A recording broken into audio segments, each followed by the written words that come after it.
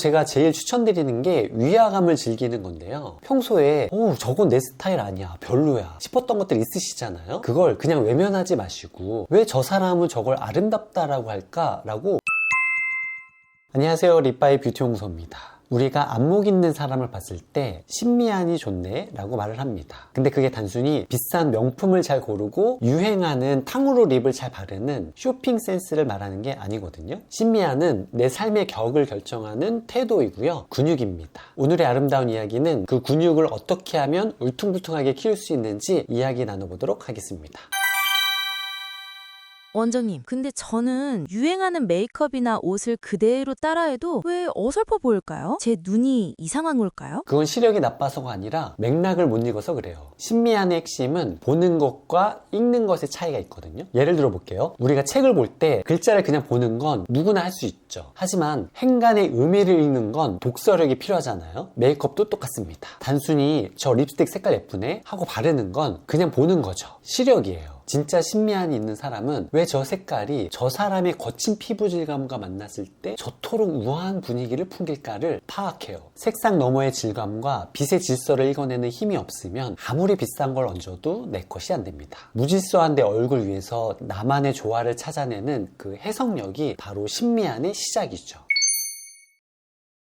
그럼 그 해석력이라는 게 타고나야 하는 건가요? 아니면 공부하면 늘 수 있는 건가요? 제가 아까 근육이라고 했잖아요. 후천적으로 신미안을 볼 수 있는 근육을 키우실 수 있는데요. 딱 세 가지만 기억하시면 좋을 것 같습니다. 첫 번째는 관찰이고요, 해석하시고요, 선택하시면 됩니다. 먼저 관찰은 남들이 무심히 지나가는 1mm 디테일을 포착하는 집요함이에요. 제가 현장에서 20년 동안 배운 게 그 1mm, 한 끗 차이거든요. 그 다음 해석은 그 관찰한 것에 나만의 의미를 부여하는 거예요. 프랑스 철학자 라캉이 인간은 타인의 욕망을 욕망한다 라고 했죠. 남들이 다 하니까 따라하는 게 아니라 내 얼굴의 서사를 어떻게 쓸지 스스로 해석해야 합니다. 마지막이 제일 중요한 선택인데요. 이건 한마디로 결단이에요. 수많은 메이크업 기법 중에 무엇을 덜어낼지 결정하는 거죠. 진짜 고수는 더하는 사람이 아니라 멈출 줄 아는 사람입니다. 내가 생각하는 기준에 부합하는 딱 한 끗만 골라내는 결단력이 바로 신미안의 완성입니다.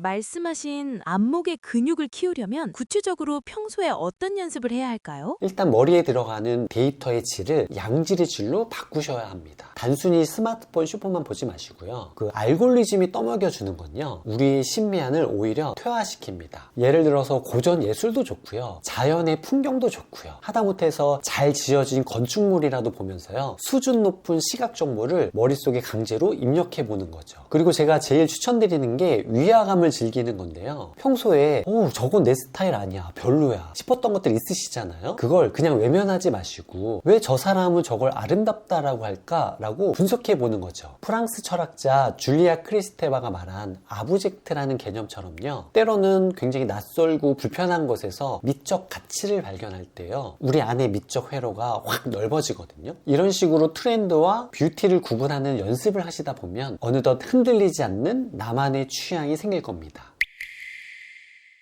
오늘도 정말 뼈 때리는 통찰 감사합니다. 마지막으로 우리 립바이 뷰티 연구소 구독자분들에게 신미안에 대해 한마디 부탁드려도 될까요? 신미안은 결국 세상을 대하는 나의 태도입니다. 무엇을 아름답다고 느끼느냐가 내가 누구인지를 말해주기 때문이죠. 내가 고른 립스틱 한 개, 내가 선택한 오늘 아침의 옷차림 속에 나만의 읽어낸 서사가 있다면 그게 바로 진짜 명품입니다. 우리 이제 앞으로 남의 시선에 가스라이팅 당하지 말자고요. 나만의 신미안을 한번 믿어보세요. 저도 20년차 메이크업 아티스트지만요, 여전히 매일 아침에 거울을 보면서요, 제 얼굴의 새로운 아름다움을 읽으려고 애씁니다. 물론 잡티나 주름은 저도 여전히 적응이 안 되지만요.